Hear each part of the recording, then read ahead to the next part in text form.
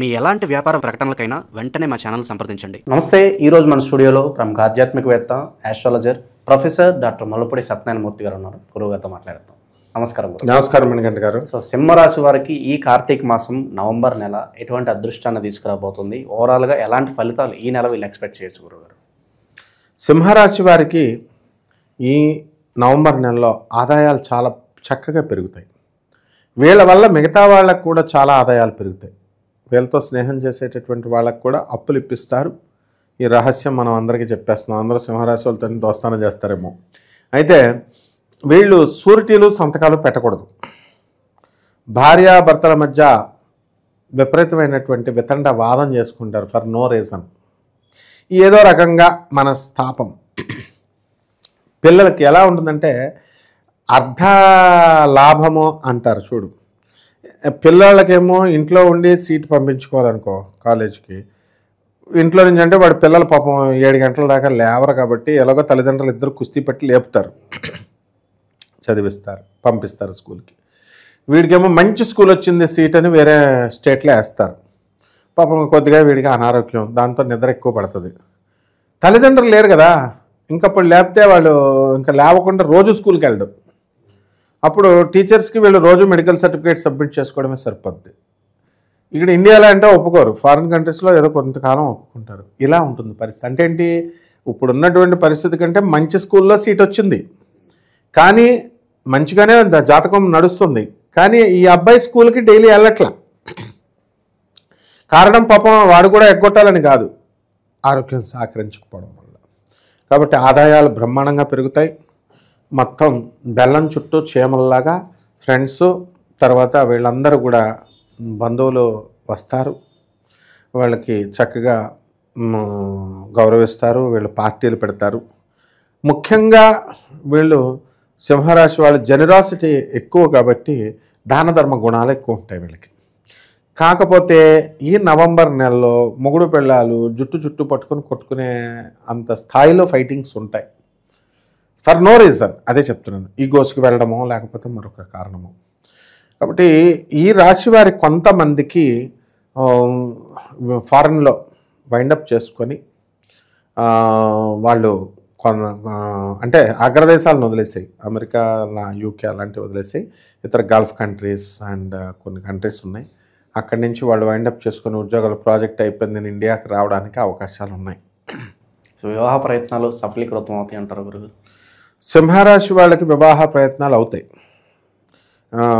మనకి గురుడు చాలా వ్యయస్థితిలోకి వచ్చాడు. ఇప్పుడు అయినా సరే ఫుల్ బలంగా మనకి కర్కాటక రాశిలో ఉన్నాడు. కాబట్టి తెలిసిన వాళ్ళ ద్వారా వివాహాలు అనేటటువంటివి వస్తాయి. ఏ విధంగా వస్తాయో కూడా చెప్తాను. అంటే సింహరాశిలో ఉన్న పరిస్థితులు, ఇప్పుడు భార్యాభర్తలు సప్తమ స్థానంలో రాహు ఉన్నాడు. ఉంటే ఏమవుతుందంటే ఈ భార్యాభర్తలు ఇద్దరు కూడా పిల్లలు కూడా కలిగారు, కొట్టుకు చేస్తున్నారు ఇద్దరు. నేను పిల్లల్ని తీసుకుని వెళ్ళిపోతాను ఇండియాకి అంటది, వీడు ఫారిన్లో ఉంటాడు. వెళ్ళిపోద్ది. ఎలా వెళ్తుందో తెలుసా? పిల్లల్ని ఇద్దరిని వదిలేసి వెళ్ళిపోద్ది. ఎందుకు? తన టికెట్ తాను వేసుకొని వీడు ఎలాగో భర్త తీసుకొస్తాడు ఇద్దరు పిల్లల్ని, అప్పుడు నాకు హ్యాండ్ ఓవర్ చేయని చెప్పేసి వెళ్ళిపోద్ది. అంటే అంత క్యాలిక్యులేటెడ్గా ఉంటుంది ఇప్పుడు సింహరాశి వాళ్ళకి. సో వివాహాలు కూడా అవుతాయి, కానీ మరీ చీప్గా కట్నాలు గిట్నాలు, చిన్న నాకు ఇది పెట్టాలా, ఉంగరం పెట్టాలా, ఇలాగన్నీ డైరెక్ట్గా మాట్లాడుకునే విధంగా అవుతాయి. అంతేకాదు సింహరాశి వాళ్ళ పిల్లలకి ఎవరైతే ఉన్నారో వాళ్ళకి ఇంకా ఇంజనీరింగ్ ఫస్ట్ ఇయర్ చదువుతున్నప్పుడే మ్యాచ్ల మీద మ్యాచ్లు వస్తాయన్నమాట. సో ఒక విధంగా ఈ యొక్క సింహరాశి వాళ్ళకి ఇది శుభ పరిణామం అని చెప్పాలి. జనరల్గా ఈ యొక్క మన యొక్క హోరోస్కోప్, పర్సనల్ హోరోస్కోప్ని చూసుకోవాలి. చాలామంది నువ్వు అబ్జర్వ్ చేయి నాయన, ఏమంటారంటే ఏమండి గురుగారు మాకు జాతకాలు మారట్లేదండి, ఆర్థిక ఇబ్బందులండి, ఏమండి యూట్యూబ్లో చెప్పిన వాళ్ళు అందరు రెమెడీస్ ఏ పంతులు గారు చెప్పిన అన్నీ చేసేసారండి రావట్లేదంటే చెప్పిన వాళ్ళు తప్పు కాదు, పాటించేవాళ్ళు తప్పు. సరిగ్గా చేయట్లేదు అంటారా? ఆచరించే పద్ధతిలో తేడా ఉందంటారా? వాళ్ళు చెప్తున్నారు వాళ్ళ రొటీన్ ప్రకారం. స్కూల్లో పాఠాలు మాస్టర్లు చెప్తారు, చెప్పినప్పుడు చదవాలి కదా. వీళ్ళు చదవకుండా ఉంటే ఎలా వస్తాయి? అంటే ఇప్పుడు 108 ప్రదక్షిణాలు తరపున 41 రోజు చేయమని పంతులు గారు చెప్తున్నారు. మరి చేస్తే వస్తాయి కదా. 41 రోజులు కరెక్ట్గా ఎప్పుడైపోద్దా అని లెక్కెట్టుకుని, ఎందుకంటే మటన్ చికెన్ మానేయాలి కాబట్టి 41 డేస్ చేసేసిన తర్వాత వెంటనే 42వ రోజున శివుడు వచ్చి వరం ఇవ్వలేదని చెప్పేసి పంతులు గారి మీద తోసేస్తారు, గురువుల మీద. ఇలా కాకుండా ఎవరైతే సిన్సియర్గా చేస్తున్నారో అటువంటి వాళ్ళు కోఆర్డినేషన్ ఇది. ఇప్పుడు యూట్యూబ్లో చెప్పేటటువంటి గురువుల్ని తిట్టకూడదు, వాళ్ళు కామెంట్స్ పెట్టేవాళ్ళు కూడా, వాళ్ళు కూడా చాలా, ఎందుకంటే ఈ పిచ్చి పిచ్చిగా పెట్టకూడదు. నీకు ఉపయోగపడకపోవచ్చు, నీకు జరగకపోవచ్చు. ఎలా జరుగుతాయి చెప్పు? పర్సనల్ చార్ట్ చూడకుండా రాశిఫలాల ప్రకారం ఎలా జరుగుతాయి? రాశిఫలాల ప్రకారం 99% ఎస్టిమేట్ చేసి చెప్పచ్చు. బట్ ఇక్కడ గురువులను తిడుతుంటే ఏమవుతుంది? గురుశాపం పెరిగిపోద్ది వాళ్ళందరికీ. సో ఇలాగా అన్నీ లింక్ అయి ఉంటాయి. ఇది కోఆర్డినేషన్ అనమాట ఇది.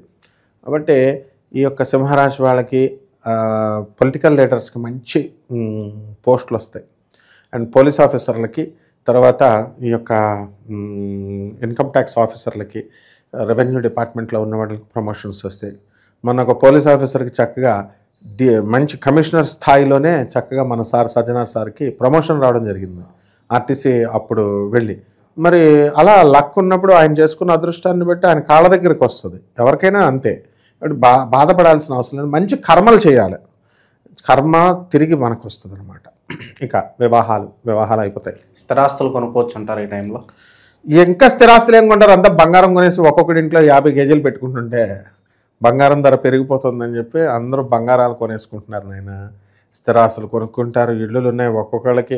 ఈ రోజున యావరేజ్గా తెలంగాణలో కానీ ఆంధ్రలో కానీ ఒక్క పేదోళ్ళు లేడు నాయన.